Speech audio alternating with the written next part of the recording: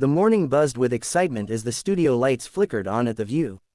Audience members murmured eagerly, cell phones ready, waiting to capture a moment with the legendary Samuel L.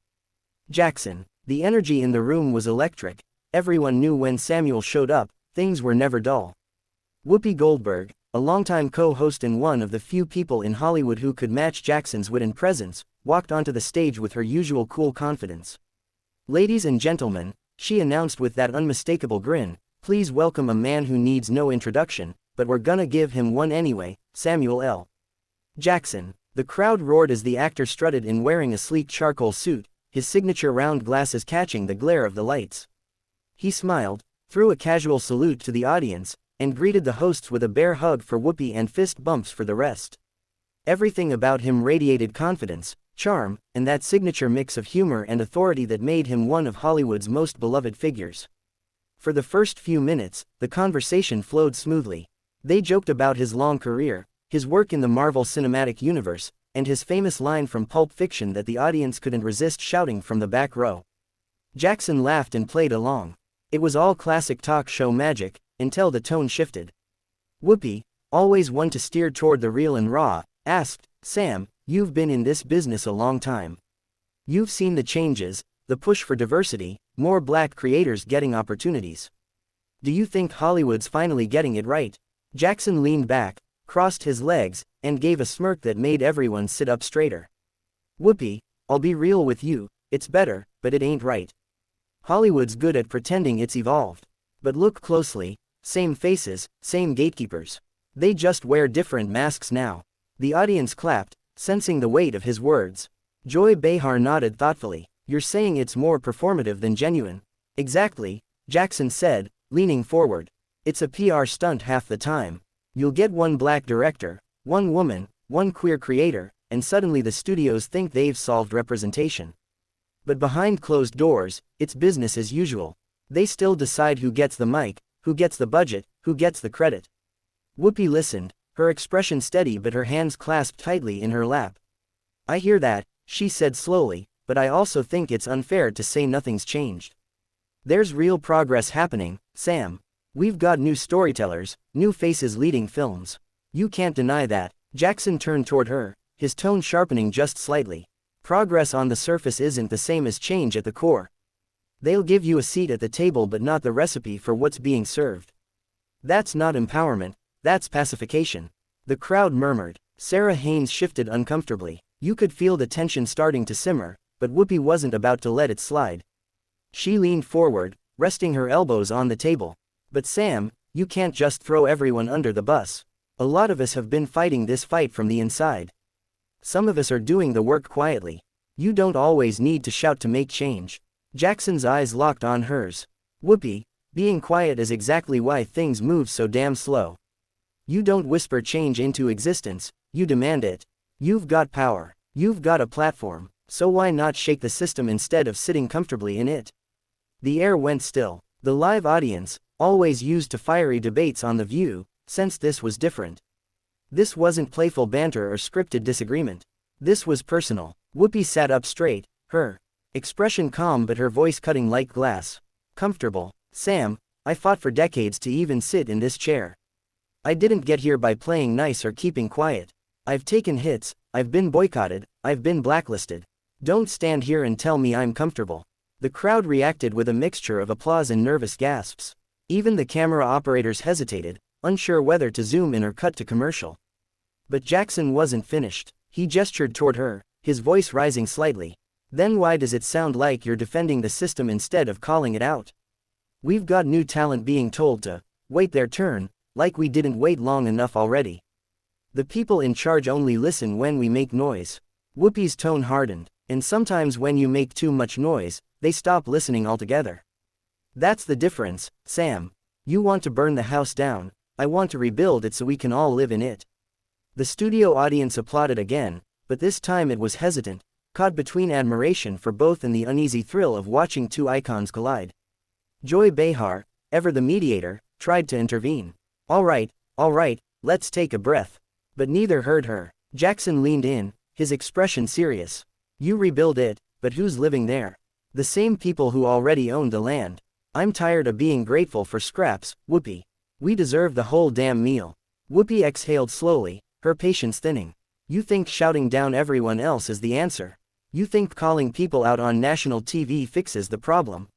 Sometimes you've got to move strategically, not emotionally. Jackson's jaw tightened. Strategic silence is still silence. That was the breaking point. The control room was in chaos, producers waving their arms, cue cards being held high, someone mouthing commercial break.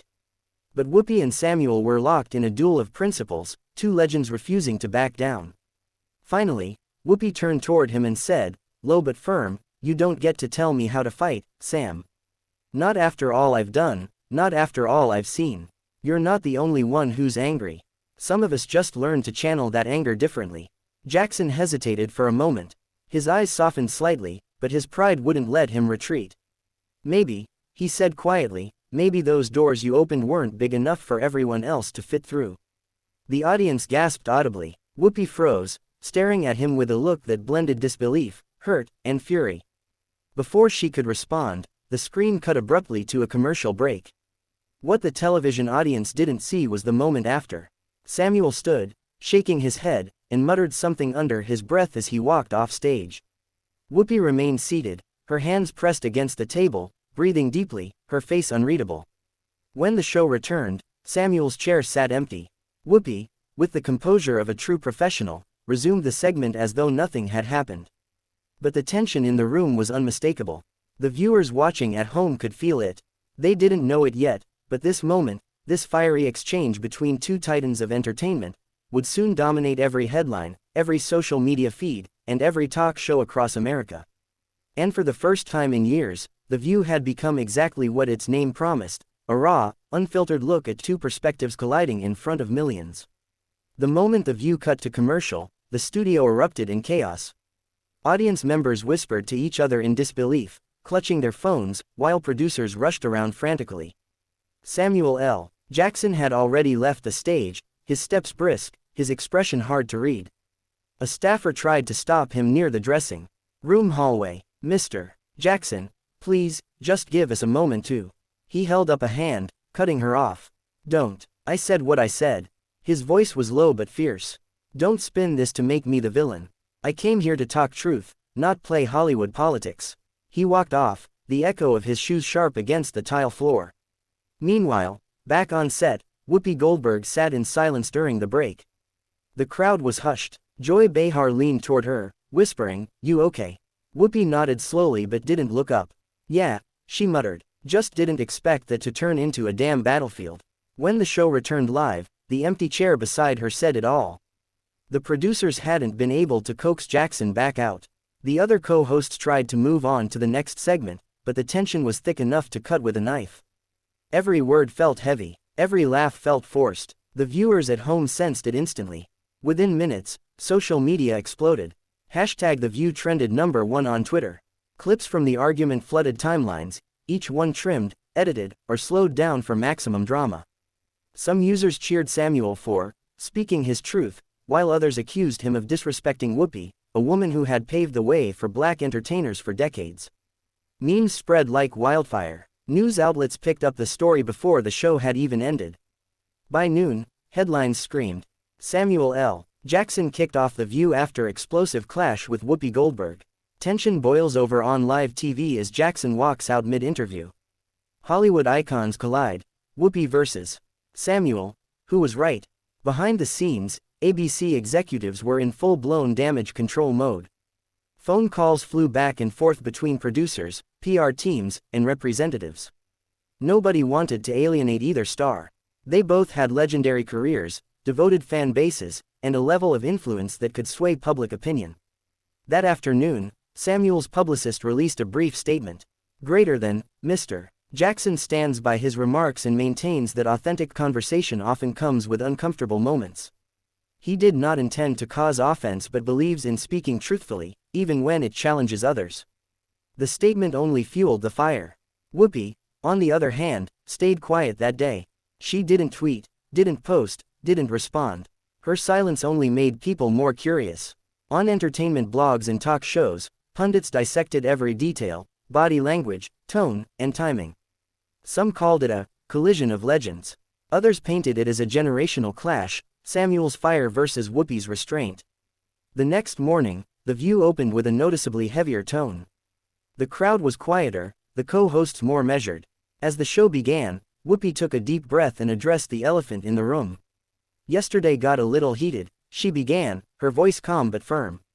"Sam and I go way back, decades. We've shared stages, screens, and opinions. We don't always agree. That's part of being human. But I want to make one thing clear, I love that man. Always have. But love doesn't mean you can't call someone out." She paused, looking directly into the camera. "We both care about the same things, representation, fairness, truth. We just see different ways to get there. That's okay. That's what real conversation looks like." The audience applauded softly. It was a mature, measured response, classic Whoopi. But even as she moved on, the story refused to die. Later that afternoon, Samuel broke his silence on Instagram. In a short video recorded from what looked like his home office, he sat with folded arms, wearing a black t-shirt and a tired expression. "Look, I know the internet's going wild," he began. "Y'all act like I threw a chair or something. I didn't. I said my piece. Whoopi's my sister, man. We've been in this business too long to let one disagreement ruin that. But I'm not gonna sugarcoat how I feel. Hollywood loves to look woke, but real change takes more than slogans and panels. You've got to rattle the cage." He leaned in closer to the camera. "If that makes people uncomfortable, good. Change don't come from comfort." Within hours, his post had millions of views. Some praised his honesty, others accused him of arrogance. Still, everyone was watching.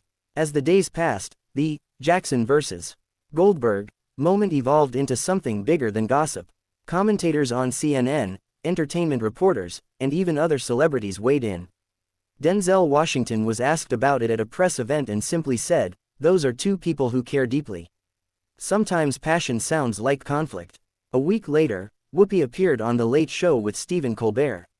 Naturally, he brought up the moment.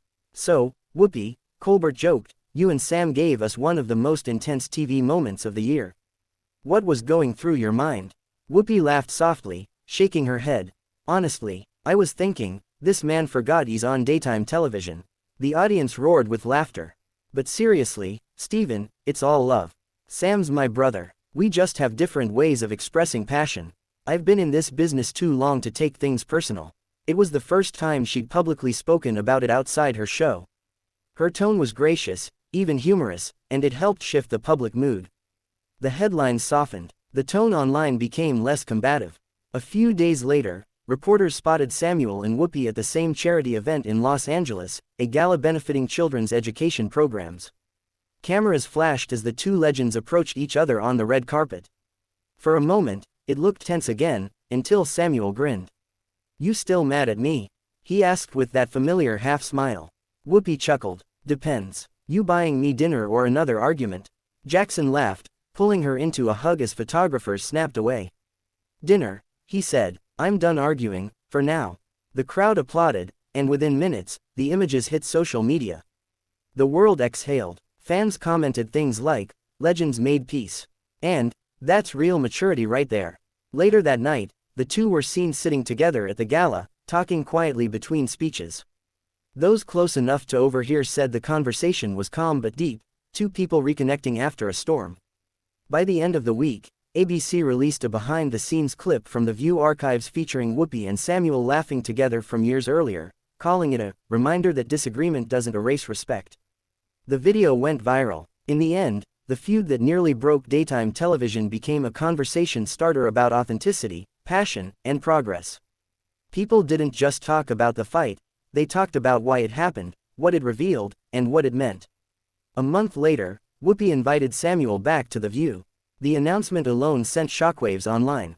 When he walked back on stage, the audience erupted into a standing ovation. The two hugged before sitting down. Round 2. Whoopi teased. Samuel grinned. "Nah, peace summit." They spent the next segment reflecting on their decades-long friendship, the pressures of fame, and the importance of disagreeing without division. It was funny, raw, and genuine, the perfect full circle. As the show closed, Whoopi looked at him and said, "You know, Sam, sometimes the loudest voices aren't angry, they're just trying to be heard." He nodded. And sometimes the quiet ones are making more noise than we realize. The audience cheered. The cameras faded out. Two legends, two truths, colliding, clashing, and ultimately connecting again. It wasn't just television. It was real life, unscripted, unfiltered, and unforgettable.